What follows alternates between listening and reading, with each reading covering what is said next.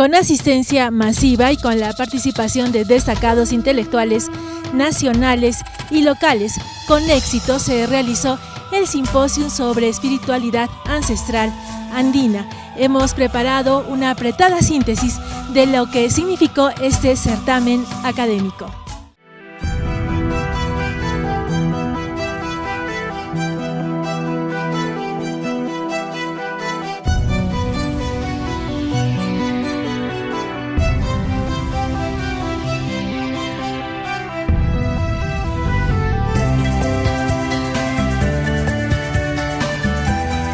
¿Existe la espiritualidad andina? Sí la hay. En la época anterior, toda la actividad de la vida humana era espiritual. Hablar de ello es bien difícil. De religiones sí se puede hablar, pero de espiritualidad ya es más complicado. Me alegra que el Cusco haya sido la sede además de este tema, que abre las puertas, ojalá que al futuro, a otros coloquios más ordenados y sistemáticos. ¿Es posible que esta sociedad, la nuestra, Cusco, Perú, América, como quieran llamar, puede volver a organizarse sacralizantemente como sociedad, es decir, como conjunto humano, vinculado a la naturaleza y vinculado, si quieren, a Dios o a los dioses que escojan, ¿no? Estas son algunas de las conclusiones a las que llegaron renombrados intelectuales peruanos y cusqueños en el simposio Espiritualidad Ancestral Andina que el Ministerio de Cultura Cusco organizó del 27 al 28 de noviembre en el auditorio del Convento de Santo Domingo, simposio que el Ministerio de Cultura Cusco se trazó el presente año. Trazar a partir de esa fecha un punto de quiebre en la manera en que hemos estado asumiendo el discurso de la espiritualidad. Entonces lo que hemos intentado a través de este seminario, de este primer encuentro, que además esperamos que se institucionalice en el tiempo, es empezar a mudar el discurso. La espiritualidad ancestral andina se soporta en muy firmes y muy profundas concordancias universales, y eso, en lugar de restarle valor de originalidad, al contrario, la coloca como una de las más puras y más elevadas muestras de lo que ha logrado el hombre en su conocimiento de lo divino. Evento académico que reunió por primera vez a destacados estudiosos peruanos e investigadores cusqueños a fin de ahondar y entender la espiritualidad como una necesidad interior que el hombre desde tiempos inmemorables ha manifestado de diferentes maneras. Más o menos en los años 40 o 50 que llega a Perú el gran maestro Honorio Ferrero, quien trae de alguna manera este discurso, lo vuelve a traer en el siglo XX, conforma un grupo de trabajo, un grupo de aquella vez muchachos muy, digamos, con mucha ansiedad de este conocimiento. Y entre este grupo estaba don Franklin Pease, Luis Enrique Tort, Eduardo Mazzini, Carlos Belauchaga, Mirko Lauer, me parece. Entonces la idea era básicamente, y hasta donde fue posible, reunir a este grupo original, digamos, que empezó con este discurso en el país, y la idea fue exactamente partir de este núcleo básico y agregar algunas personas que, si bien no están en el mismo enfoque exactamente, desde su perspectiva concuerdan muchísimo con la visión que se ha ido trabajando en este tiempo, como en este caso cusqueño Teo Paredes o Walter Díaz. Básicamente ese fue el núcleo original que quisimos reunir. Simposio que destacó por la presencia del escritor, antropólogo e historiador Luis Enrique Tort, investigador que ha publicado numerosos estudios sobre el arte virreinal y moderno. En el ámbito de la creación literaria ha sido distinguido en 3 oportunidades con el Premio Copé de Cuento. Asimismo, es Premio Nacional de Cultura, Premio Jaime Bauzati Mesa y Premio Luis Eguiguren. Mi ingreso a la Universidad Católica en el año 58 me permitió que me abrieran puertas muy buenos maestros, entre los que recuerdo muy principalmente a Honorio Ferrero, y en conversaciones sostenidas con él ya entramos más a fondo en una bibliografía más amplia sobre distintos lugares del mundo. Por ejemplo, el pensamiento religioso, espiritual o místico del Japón, de la China, de la India.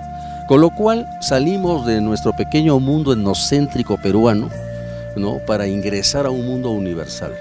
Luego, más tarde, me incliné por la antropología. Ahí conocí a otro grupo de profesores que habían hecho trabajos de campo en la sierra. Nosotros empezamos a hacerlo, mis compañeros y yo, en los veranos, que nos permitió también hacer un trabajo inmediato con las comunidades indígenas, ya no solo teórico, libresco. Y allí entonces descubrí un Perú extraordinariamente rico en el pensamiento religioso, en las creencias, en los mitos, en las leyendas, que es lo que más me gustaba. Pero yo decía, ¿de qué voy a escribir? Y curiosamente fui descubriendo poco a poco que el Perú era un receptáculo formidable de sugerencias, no escritas todavía. Se había tratado mucho de economía de las comunidades, de agricultura, de pastoreo, pero no se había penetrado a fondo en el pensamiento religioso. En concreto, ya en la madurez he estado publicando novelas y relatos breves que creía que era la mejor forma de expresar lo que yo pensaba de ello y de lo que había investigado. En lugar de hacer ensayos o monografías antropológicas de carácter científico, me pareció más conveniente llegar al público peruano por la literatura. De forma tal que ahora cuento publicados 3 novelas, casi todas sobre el Cusco, y 33 relatos reunidos en un libro que se llama Revelaciones. Cuenta que su estadía en Cusco de 6 meses lo marcó, pues esa ciudad, la capital del Tahuantinsuyo, fue la inspiradora para sus relatos históricos. Como antropólogo siempre me ha encantado el sur, ¿no? Un sur histórico, con unas ciudades tan extraordinarias como el Cusco, que son tan evidentes en sus monumentos, tanto prehispánicos, o sea, incaicos propiamente en el caso del Cusco, como los virreinales, ¿no? Que son extraordinarios.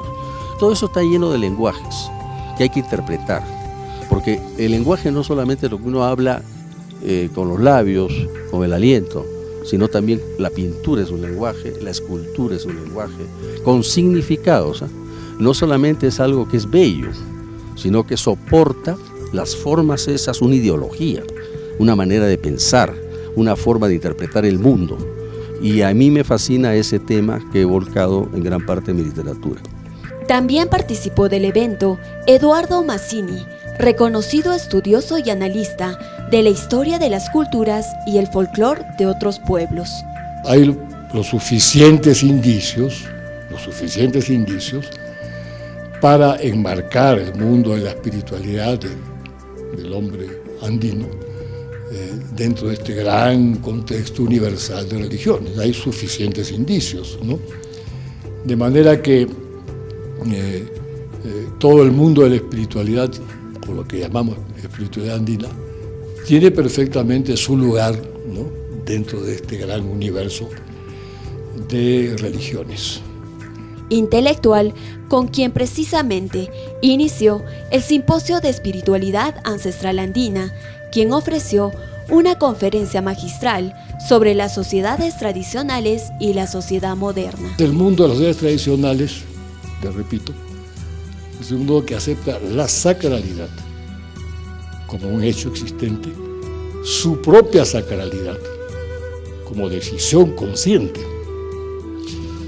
y se estructura como tal frente a esta otra que la niega.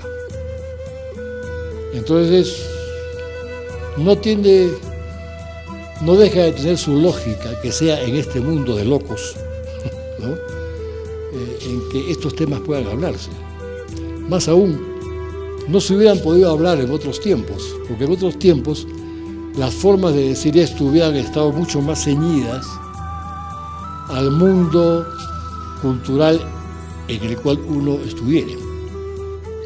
Este momento es el que ha permitido el contacto entre todas las tradiciones. Luego, Walter Díaz disertó sobre los Pachacuti, la cuenta del tiempo en el antiguo Perú.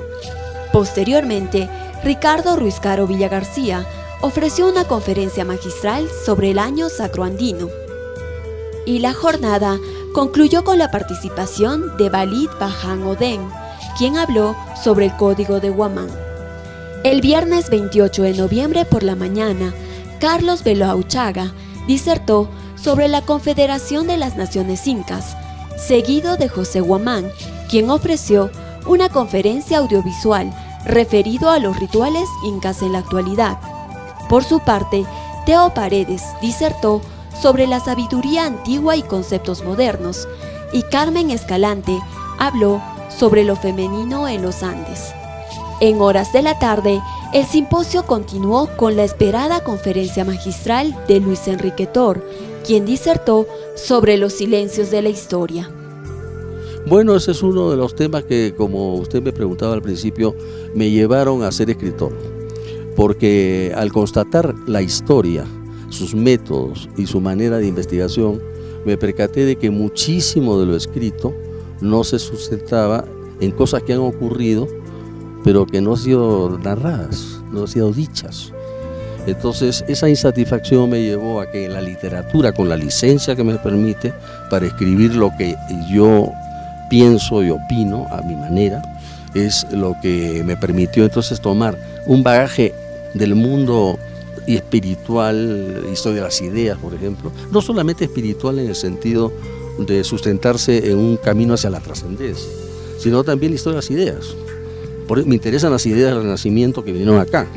Concluida su participación, se dio paso a una interesante mesa redonda que permitió establecer algunas conclusiones sobre el tema. La religión tahuantinsuyana es un hecho.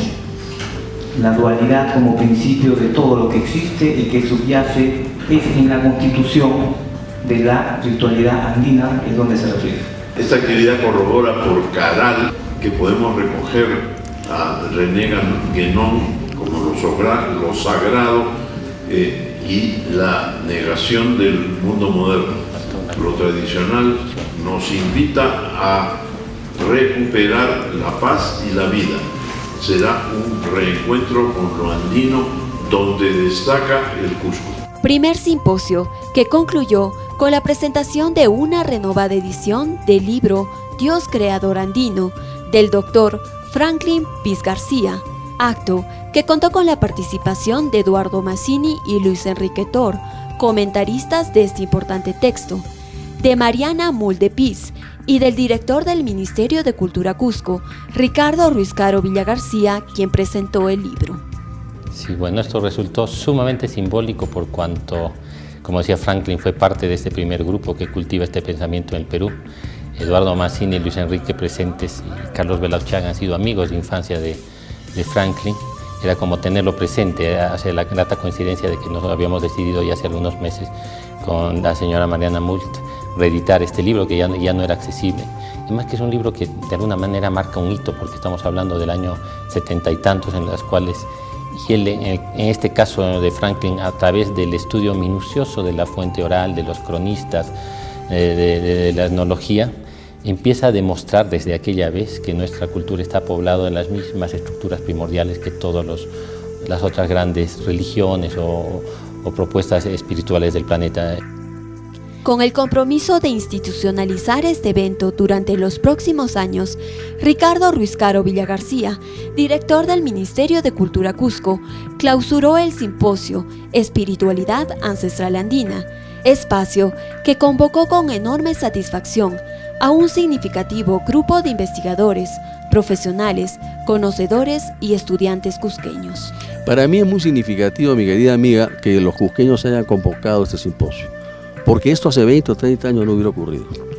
Que me alegro y me felicito que ahora haya sido asumido por las instituciones mundiales y que el Cusco en particular, caramba, con la herencia que tiene, al fin, entendiendo el tema, lo convoca para ser estudiado, divulgado, conversado en un simposio como este que hemos sido tan gentilmente invitados. Particularmente yo me siento muy emocionado porque es mi pasión de vida en realidad este estudio de la espiritualidad, es algo que me fascina desde hace más de 20 años.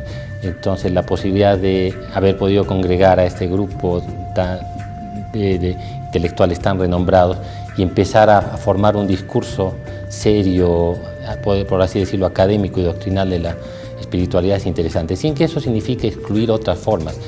Y el compromiso de que esto sea permanente en el tiempo, me imagino que este encuentro tal vez veamos que puede ser sinérgico, que se integre a la Feria del Libro, por ejemplo, o ver cuál es el formato en que mejor acomode en el futuro, pero tenemos el compromiso de que esto se institucionalizará.